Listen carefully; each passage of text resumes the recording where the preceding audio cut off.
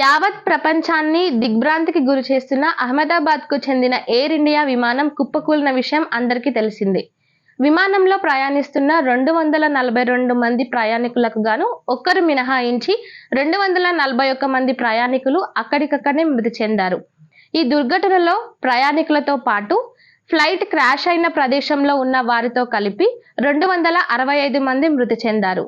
ప్రమాద స్థలాన్ని నరేంద్ర మోదీ సందర్శించి ఆసుపత్రిలో చికిత్స పొందుతున్న క్షతగాత్రులను పరామర్శించారు. మృతుల కుటుంబాలకు అండగా ఉంటానని హామీ ఇచ్చారు.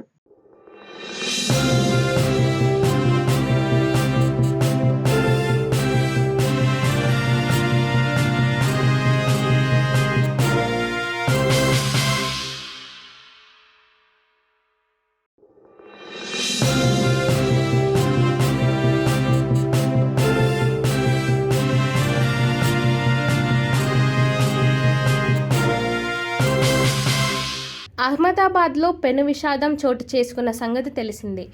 ఎయిర్ ఇండియాకు చెందిన బోయింగ్ 787-8 డ్రీమ్ లైనర్ విమానం అహ్మదాబాద్ విమానాశ్రయం నుంచి గాల్లోకి ఎగిరిన కొద్దిసేపటికే కుప్పకూలింది.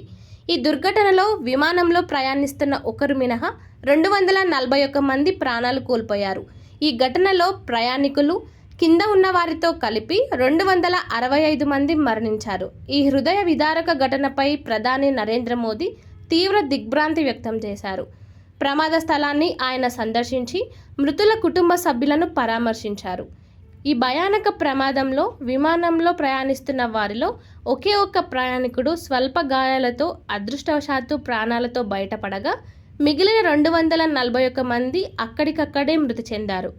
ఈ ఘటనలో గుజరాత్ రాష్ట్ర మాజీ ముఖ్యమంత్రి విజయ్ రూపాని కూడా మరణించినట్లు అధికారులు ధృవీకరించారు. ఘటనపై ఇప్పటికే ఉన్నత స్థాయి దర్యాప్తునకు ఆదేశాలు జారీ అయ్యాయని, ప్రమాదానికి గల ఖచ్చితమైన కారణాలు దర్యాప్తు అనంతరం వెలుగులోకి వస్తాయని ప్రధాని మోదీ వివరించారు.